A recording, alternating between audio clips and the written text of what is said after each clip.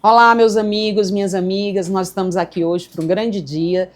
Estamos iniciando o Mônica Souza Entrevista e dessa vez a gente trouxe aqui mulheres maravilhosas, de luta, mulheres que têm uma história fantástica que precisa ser contada.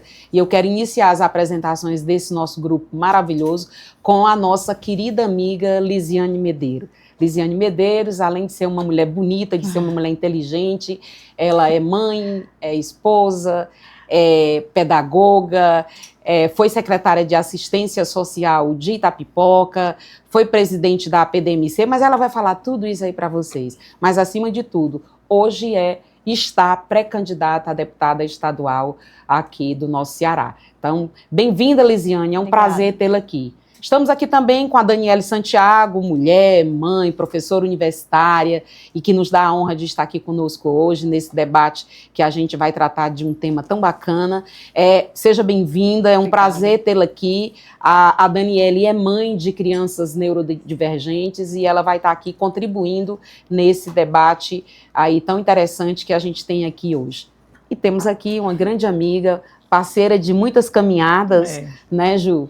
A Juliana Alves, que é terapeuta ocupacional aqui na região do nosso Sertão Central, especialmente do nosso Quixadá, é conhecida pelo trabalho fantástico que desenvolve com crianças neurodivergentes, e a gente tem a honra de hoje, nessa mesa de debate, com a nossa querida Lisiane Medeiros, tê-la aqui como uma das entrevistadoras. No segundo bloco vai entrar o Davi, que é o nosso psicólogo e também atende as mães da Casa do Autista aqui em Quixadá, para esse debate fantástico que nós temos aqui hoje. Sejam bem-vindas, é um prazer tê-las aqui e estamos aí para discutir, né, sobre essa carga tão pesada, essa carga tão difícil de ser administrada, que é a gente somar, ser mãe, ser mulher, ser profissional, ser gestora, ser a amiga, ser a mulher, ser a companheira, né, tantas coisas ao mesmo tempo e ainda lutar por uma sociedade mais justa, mais fraterna, lutar por políticas públicas de qualidade. Tudo isso demanda muito tempo de cada uma de nós, principalmente de vocês que estão aí, né? Uma com cargo público, a outra que é mãe de crianças e a outra que é uma profissional da área e atua nesse trato com as crianças neurodivergentes. Sejam bem-vindas. Obrigada. Então, bom dia, eu sou Juliana, eu sou terapeuta ocupacional, já estou aqui em Quixadá há quase 15 anos, sou natural de Fortaleza, mas já me sinto a cidadã quixadaense de coração. Eu amo essa terra, eu amo estar aqui, tanto é que vim e fiquei. E eu sou servidora pública do município e também sou mãe da Isa, que é o que me motiva diariamente a ser uma boa profissional, uma boa amiga, porque quando alguém me dá um filho para atender, ela está me dando a coisa mais importante da vida dela. Então, eu sempre digo assim, quando eu vou pegar, né, Dani? Me dá aqui minha filha, me dá minha filha, me dá aqui meu filho. Porque quando aquela criança, ela passa aqueles 30, 45 minutos comigo, eu tenho que estar ali, eu tenho que estar naquele papel de cuidar, de ensinar, de dar a independência para ela, para que ela seja uma criança que tenha autonomia, né? Então, bom dia a todos. Meu nome é Daniele Santiago, eu sou fisioterapeuta de formação, sou mãe da Clara, que é a minha filha mais velha, Maria Clara, ela tem 15 anos, a gente fez o diagnóstico, né, foi feito o diagnóstico de autismo nível 1 de suporte dela, no período da adolescência. Clara também tem TDAH, eu sou mãe também do Emanuel, que ele é neurotípico, e sou mãe da Tereza, que é uma menina que tem síndrome de Down. Tereza tem 3 anos, vai fazer 4 anos agora em agosto. E aí, além disso, né, apesar disso ser a coisa mais importante da minha vida, que é a maternidade, acho que é a coisa mais importante da vida de toda mãe, né? Apesar dos títulos que se possam acumular, a maternidade é aquilo que nos move mais. Além de fisioterapeuta de formação, eu tenho especialização em fisioterapia neurofuncional, mas sempre trabalhei com adulto, nunca trabalhei com criança.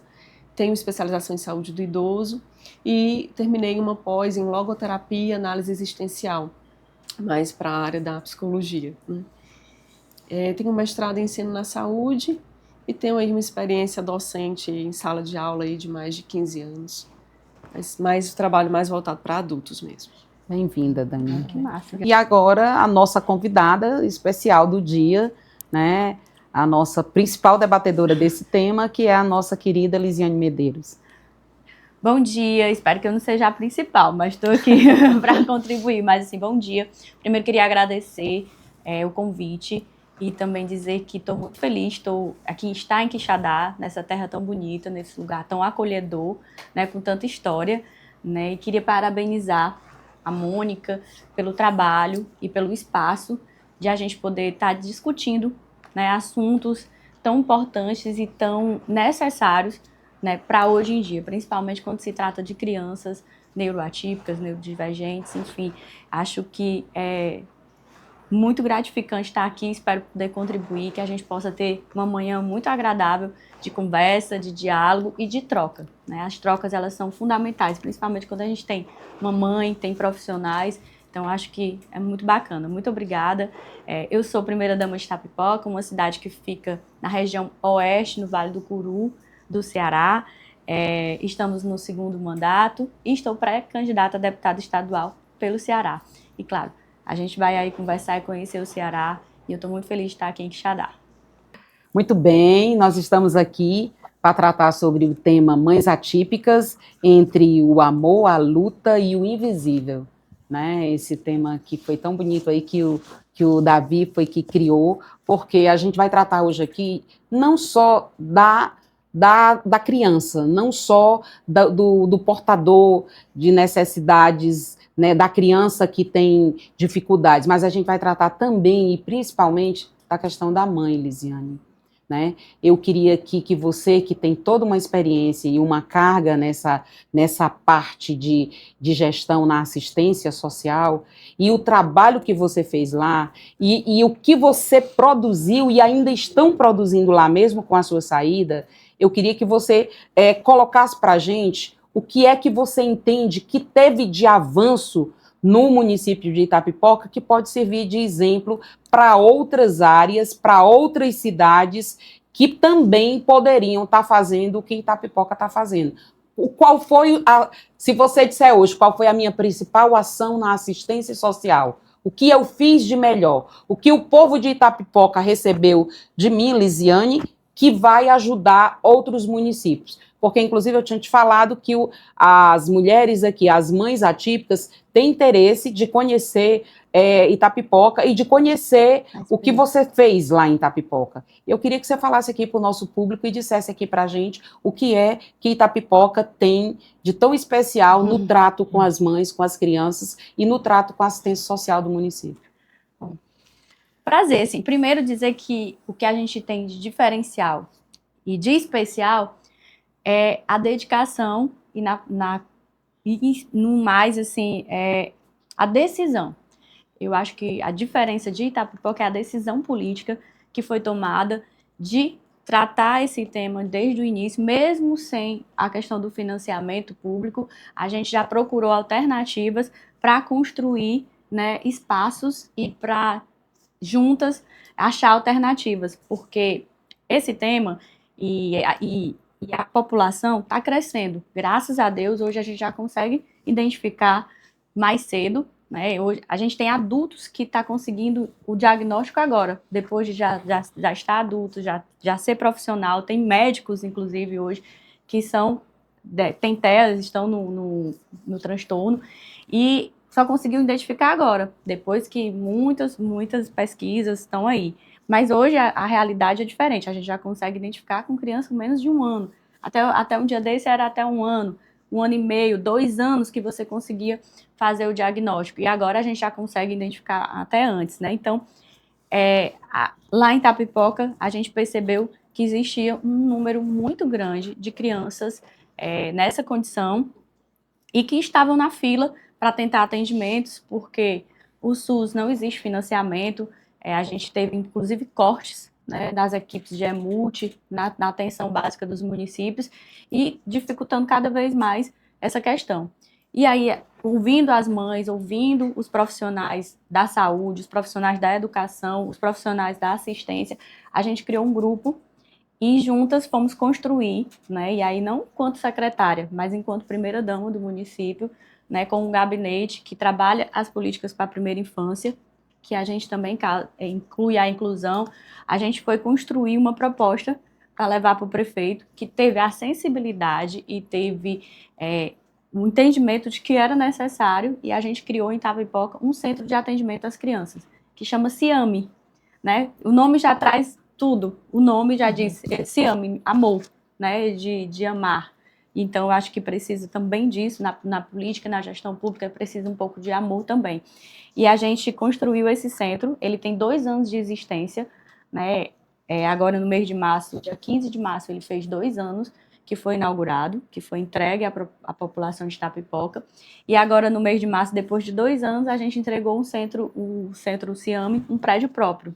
Hoje Itapipoca tem um prédio próprio para atender as crianças, o centro, né? O Ciame é Centro Infantil Multieducacional de Itapipoca. Por que multieducacional, Lisiane? Porque dentro de toda a construção que a gente fez, a gente percebeu que para financiar precisava de mais recursos do que o SUS teria. Então a gente conseguiu, dentro de um projeto de lei mandado para a Câmara, e aí que todo mundo junto construiu e os vereadores aprovaram, o prefeito sancionou, e com a criação do Ciame, o recurso principal hoje do financiamento é pela Secretaria de Educação. Então, é um centro que ele as políticas são todas intersetoriais, né? Então a gente tratou isso também, a intersetorialidade dentro do Ciame. Trabalha então, na rede, né, de isso, socioassistencial. a rede, que é super importante, né? Exatamente. Na construção de que a gente fazia um trabalho intersetorial na Itapipoca, dentro desse gabinete que a gente criou um gabinete, o gabinete da primeira-dama, GPD, que a gente chama lá, que não tem recurso, não é uma secretaria, era apenas um gabinete técnico ligado a uma secretaria, mas a gente trabalhava todas as políticas intersetoriais, né, da educação, da assistência, da saúde, da cultura, do esporte, trabalhando, inclusive, na perspectiva do selo Unicef. Então, nessa questão, a gente foi ampliando, inclusive, a visão dos gestores, dos outros secretários, do quanto é importante a intersetorialidade. A rede trabalhar na construção para que a gente pudesse ter uma primeira infância dentro do controle. E aí surgiu, inclusive, essa necessidade. O número de crianças só aumentava na fila, né, lá do NUP, porque antes do Ciame, a gente tem um NUP, que é um Núcleo de Atendimento às Crianças, que é dentro da saúde. E aí, o NUP estava defasado, a gente não estava conseguindo dar, né, o atendimento para essas crianças, e aí a gente tentou ampliar. Quando a gente estava nessa construção, percebeu que pela saúde o recurso que tinha era inviável. Então, fomos achar a alternativa, e a alternativa foi a intersetorialidade. E a Secretaria de Educação, que é onde tem recurso do Fundeb, e que hoje, com as alternativas, a gente pode contratar profissionais de outras áreas, né? E com a alteração da LDB, a gente consegue fazer isso. E aí nós criamos o Ciame, tem 2 anos de existência, e atendemos mais de 1.000 crianças hoje, né? Na faixa etária de 2 a 12 anos. Aí vai, enfim, 2 a 12 anos porque é um corte, né, no período do desenvolvimento integral das crianças, e que é onde a gente vai conseguir trabalhar melhor, né, as terapias e a criança se desenvolver. Só explicando uma coisa assim que ela falou, por que essa faixa etária é importante quem está assistindo saber, né? Porque a primeira infância, de 1 até os 3 primeiros anos de vida, é onde a criança precisa de mais estímulo, onde a gente tem a questão da plasticidade cerebral, né, Dani, que você pode... Aí com o físio também tá falando um pouquinho. E aí a criança precisa. Aí de 1 até 7 é onde essa personalidade, onde algumas características também ficam mais visíveis. Às vezes a criança, ela passa despercebida. Ela tá ali, tá se desenvolvendo. Quando ela vai para a escola, que o processo de aprendizagem não está dentro do padrão, aí é que às vezes também se observa, dá aquele estalo, a escola observa e encaminha para a gente na saúde para estar avaliando aquela criança. Isso. E aí precisa também daquele resgate, saber como é que foi as condições daquele parto, né? Tem todo aquele histórico da criança para ser construído. Que também é importante ressaltar que um diagnóstico, ele não Fechado 100%. Ele não é fechado 100%. É importante que, antes o médico de fechar um diagnóstico, ele passe pela equipe, né, Multiprofissional. fono, físio, TO, pedagogo, Psicopedagogo. se tiver um musicoterapeuta, o arteterapeuta ali, porque essa equipe toda é que consegue fechar esse Ou diagnóstico. seja, é um diagnóstico multidisciplinar. É um diagnóstico Hoje isso é essencial. essencial, né? A gente vê alguns profissionais que fecham assim rápido, mas é quando é realmente muito visível. A gente observa também na clínica, né, que o nível 1, que ele não é, que ele é leve, entre aspas, né? Ele também é muito sutil, ele é muito difícil de fechar, da gente realmente conseguir fechar esse diagnóstico. Uma das maiores dificuldades que eu tenho hoje na minha prática e na equipe que trabalha comigo, que eu atuo também no IPRED aqui de Sertão Central, é o fechamento desse diagnóstico de suporte 1. Daniele, você que é Muito, Ele se confunde, confunde muito. Eu acho que é importante a gente ouvir a Daniele, porque ela é mãe de uma criança neurodivergente suporte 1. Por isso que eu me lembrei da gente estar falando sobre isso. Isso, Clarinha, eu digo para ela, né, para minha filha, eu disse, filha, tu é muito parecida com os neurotípicos e muito diferente dos neurotípicos. Então ela fica ali no meio. E é muito difícil para ela, porque é muito difícil para as pessoas entenderem que não é só um jeito de se expressar, como nós, a Ju falou lá no início, eu tenho um problema com muita claridade.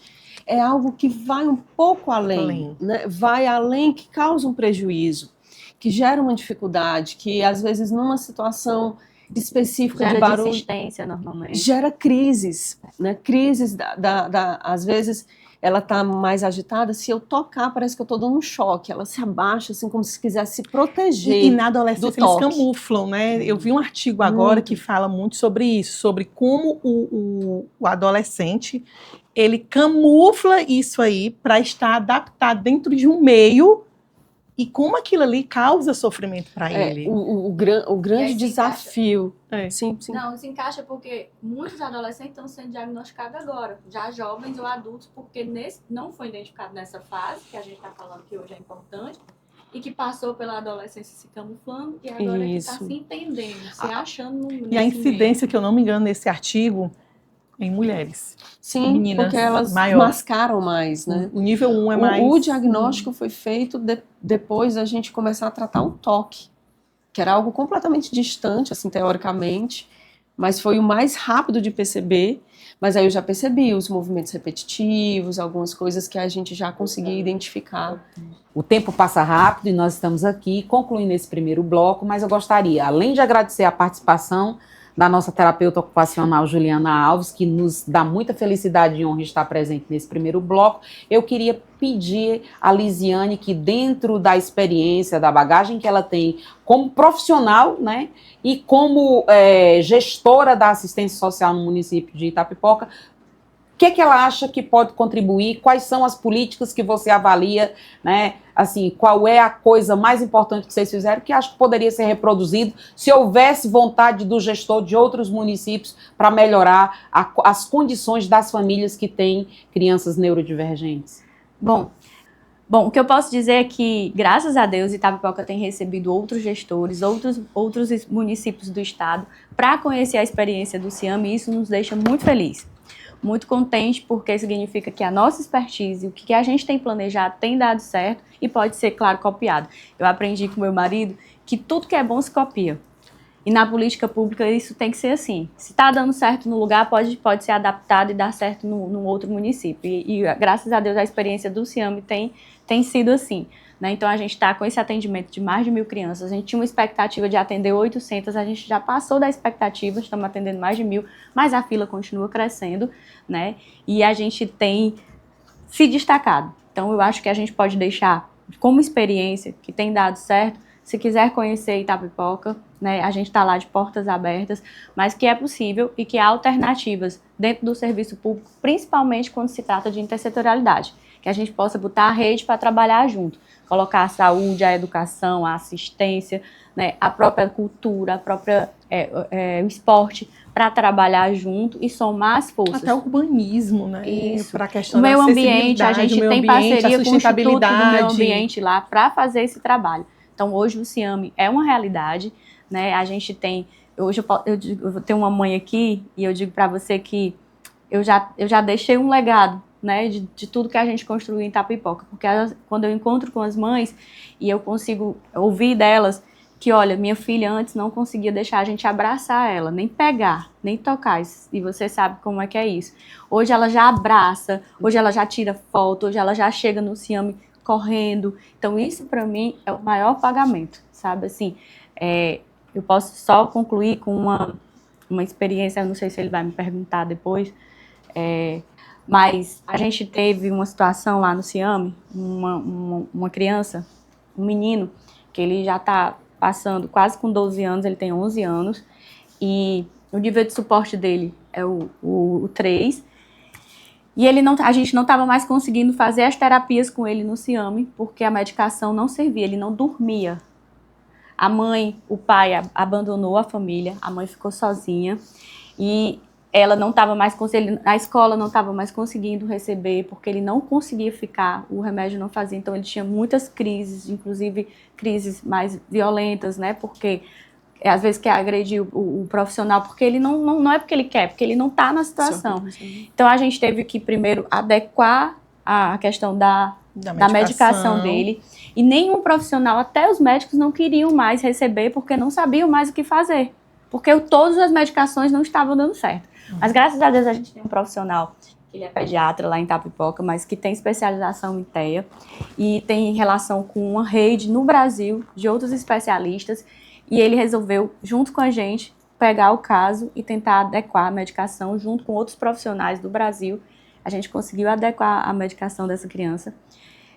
Hoje ele já voltou a fazer as terapias, já voltou para a aula. A mãe, que ela chorava quando ela me procurou pelas redes sociais, e ela mostrou que o dia que ele tinha tacado a cabeça na parede tinha aberto, assim, né, de tão agitado. Ele corria por cima, porque ele não tem noção de perigo e nem de dor.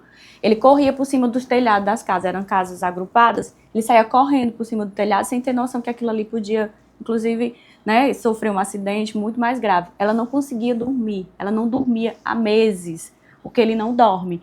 E o que é que ela descobriu? Que ele tinha sensibilidade à água, ela comprou uma piscina, ela botava na sala, e quando ele estava dentro dessa piscina, eram os 10 minutos que ela tinha de descanso da vida, do dia inteiro dela.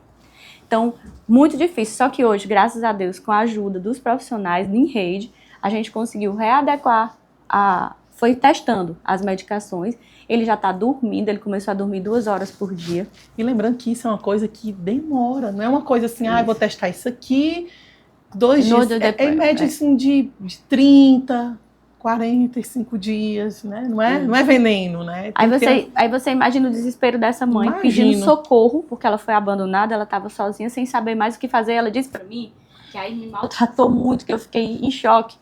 Ela disse assim, teve dias, ela me escrevendo, né, mandando áudios para mim. Teve dias que eu já pensei em tirar a vida dele e depois a minha, porque eu não sabia mais o que fazer. E eu ter hoje um centro e profissionais que me ajudam a resolver. E hoje a criança tá, e ela tá podendo voltar a ter uma vida. Né? Ela disse assim, nunca ninguém tinha olhado para mim. Para minha dor, para o meu sofrimento. E aqui eu consegui. Então, assim, não tem pagamento. Tem é algo que não tem pagamento em todos os sentidos. Então, o Ciame é isso. É essa realidade, é esse lugar onde essas histórias e onde essas guerras, né, são acolhidas, e a gente tem conseguido dar retorno. E é com esse depoimento emocionante da Lisiane que nós encerramos esse primeiro bloco.